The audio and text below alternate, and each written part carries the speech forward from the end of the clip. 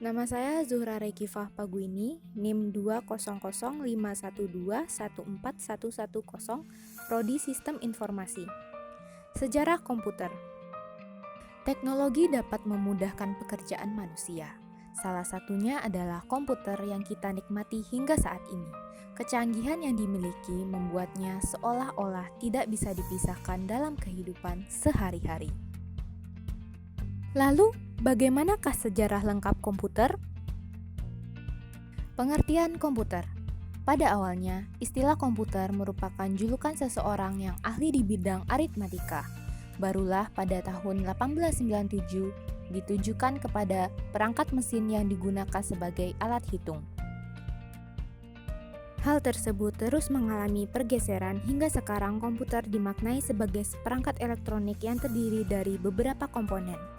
Yang satu dengan yang lainnya saling bekerja sama untuk menghasilkan sebuah informasi berdasarkan data, prosedur, dan program yang dirumuskan. Donald H. Sanders mendefinisikan sebagai sebuah sistem elektronik yang bisa memanipulasi data secara cepat dan tepat, diorganisasikan dan dirancang secara otomatis, yang berfungsi menerima dan menyimpan data, kemudian diproses dan menghasilkan sebuah output berdasarkan instruksi-instruksi yang ada dalam memori. Sedangkan menurut Larry dan Nancy Long, yaitu alat elektronik yang digunakan untuk menghitung serta mampu melaksanakan dan menginterpretasikan perintah. Di antaranya adalah input, output, operasi logik, dan perhitungan lain-lain.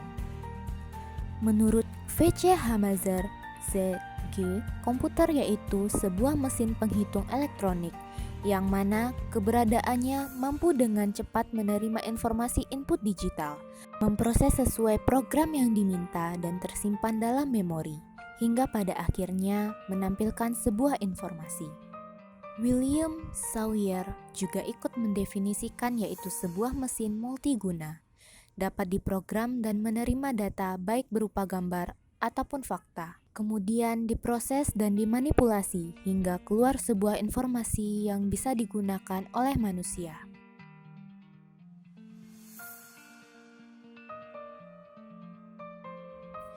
Kesimpulannya, komputer adalah alat elektronik yang mampu melakukan serangkaian tugas seperti menerima input, kemudian memprosesnya sesuai dengan perintah atau instruksi yang diberikan. Output yang dikeluarkan berupa informasi. Sejarah perkembangan komputer. Komputer mengalami pembaharuan dari tahun ke tahun, yang mana pertama kali muncul belum terlihat seperti saat ini yang Anda gunakan, melain benar-benar seperti mesin penghitung. Fungsinya juga sangat sederhana, hanya sebagai alat pembantu perhitungan matematika.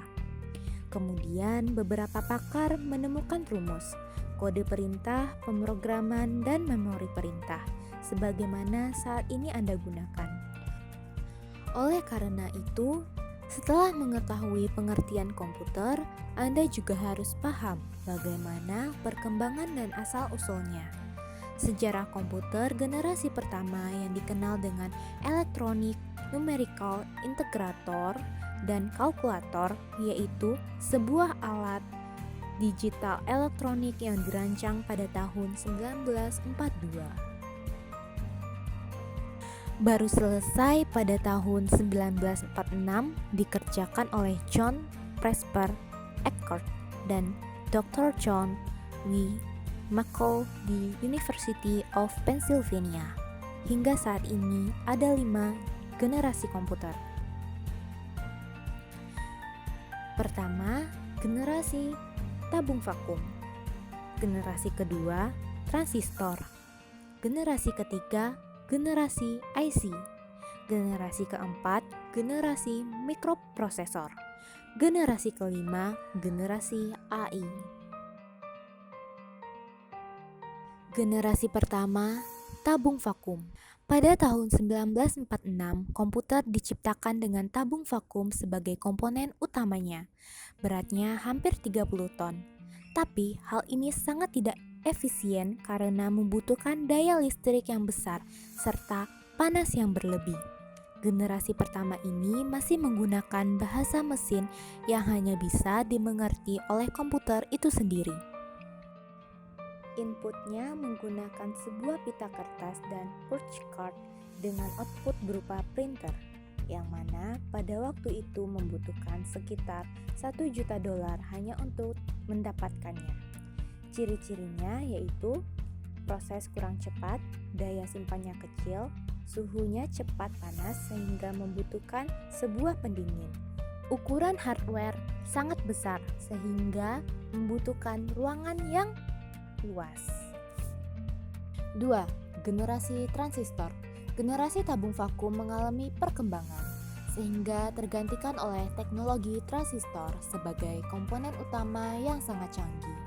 Mulai digunakan sekitar tahun 1959 hingga 1965. Beberapa kelebihan yang dimiliki adalah ukuran yang lebih kecil, tidak terlalu panas, dan minim tingkat kegagalan. Generasi ini sudah tidak lagi menggunakan bahasa mesin seperti sebelumnya, digantikan dengan bahasa Fortran dan CBOL, sehingga bisa dikatakan bahwa komputer transistor adalah lebih baik dibandingkan tabung vakum. Ciri-cirinya adalah sebagai berikut. Proses operasi lebih cepat. Mengembangkan magnetic core storage sebagai memori utamanya. Orientasi penggunaan program tidak hanya pada orientasi bisnis tetapi juga orientasi teknik. Mampu melakukan proses real time dan real sharing. Bahasa pemrograman tingkat tinggi. 3. Generasi IC. Generasi ini disebut dengan generasi ketiga. Bentuk transistor diperkecil, kemudian diletakkan pada IC bersama beberapa resistor dan kapasitor. Pertama kali dikembangkan oleh Jack Kilby, yang merupakan seorang insinyur listrik. Kelebihannya adalah lebih cepat dan efisien. Juga merupakan komputer yang pertama kali menggunakan monitor dan keyboard. Mengalami kemajuan dibandingkan sebelumnya yang menggunakan kertas, karena dibanderol dengan harga yang cukup murah, sehingga pada masa itu orang-orang mampu membelinya. Ciri-cirinya di bawah ini. Kapasitas memori lebih besar, menggunakan terminal visual display yang bisa mengeluarkan suara, karena menggunakan IC sehingga memiliki performa yang lebih cepat. Media penyimpanan dengan kapasitas yang besar. Peningkatan software. 4. Generasi mikroprosesor. Setelah IC, tujuan pengembangan menjadi lebih jelas, mengecilkan ukuran sirkuit dan komponen-komponen elektrik. Large scale integration dapat memuat ratusan komponen dalam sebuah chip. Pada tahun 1980-an, very large scale integration memuat ribuan komponen dalam sebuah chip tunggal. Ultra large scale integration meningkatkan jumlah tersebut menjadi jutaan. Kemampuan untuk memasang sedemikian banyak komponen dalam suatu keping yang berukuran setengah keping uang logam mendorong turunnya harga dan ukuran.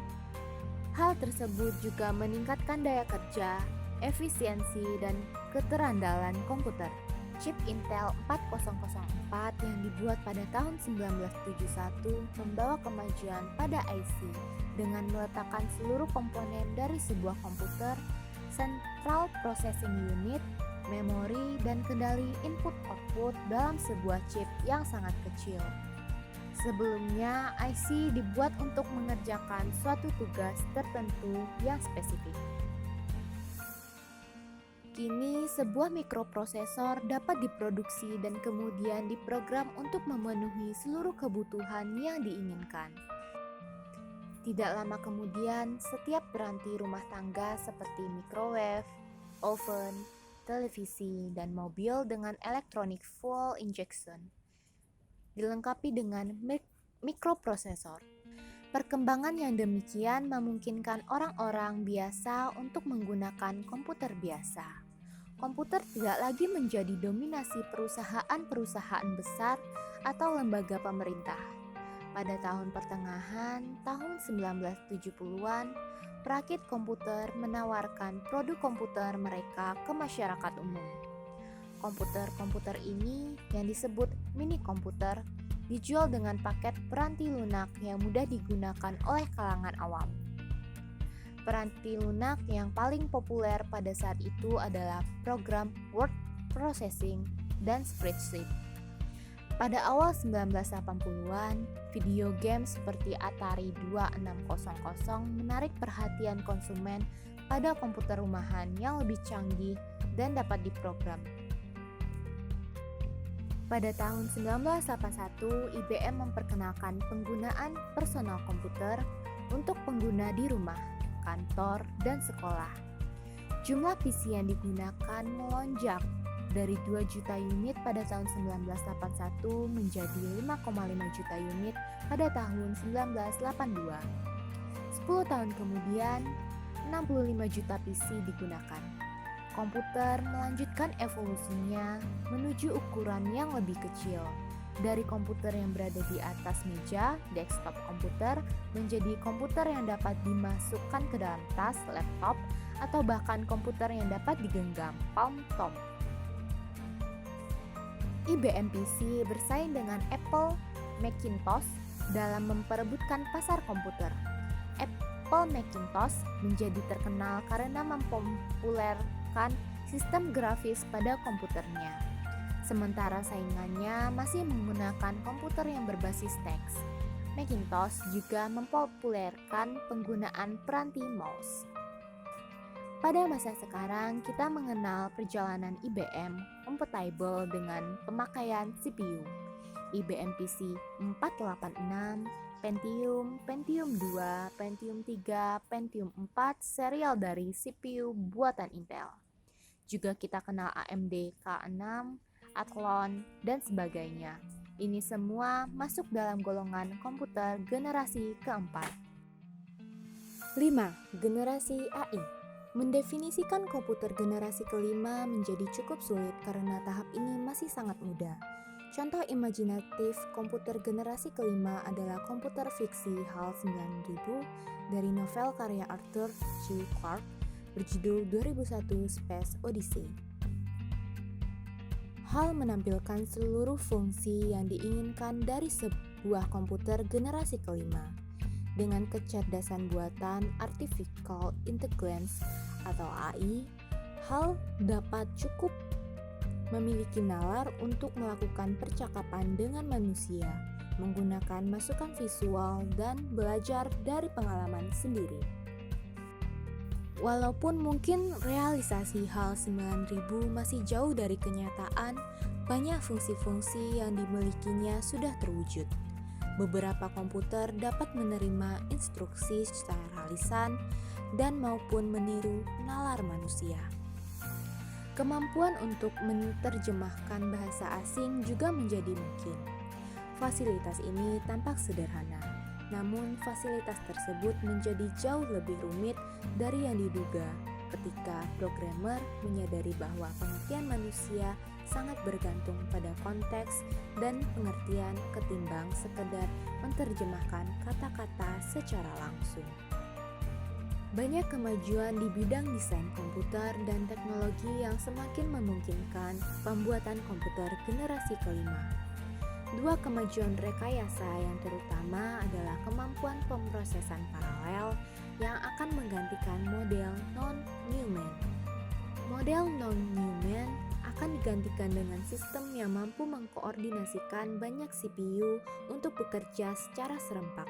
Kemajuan lain adalah teknologi superkonduktor yang memungkinkan aliran listrik tanpa ada hambatan apapun, yang nantinya dapat mempercepat kecepatan informasi. Jepang adalah negara yang terkenal dalam sosialisasi jargon dalam proyek komputer generasi kelima. Lembaga ICOT Institute for New Computer Technology juga dibentuk untuk merealisasikannya. Banyak kabar yang menyatakan bahwa proyek ini telah gagal. Namun, beberapa informasi lain bahwa keberhasilan proyek komputer generasi kelima ini akan membawa perubahan baru paradigma komputerisasi di dunia.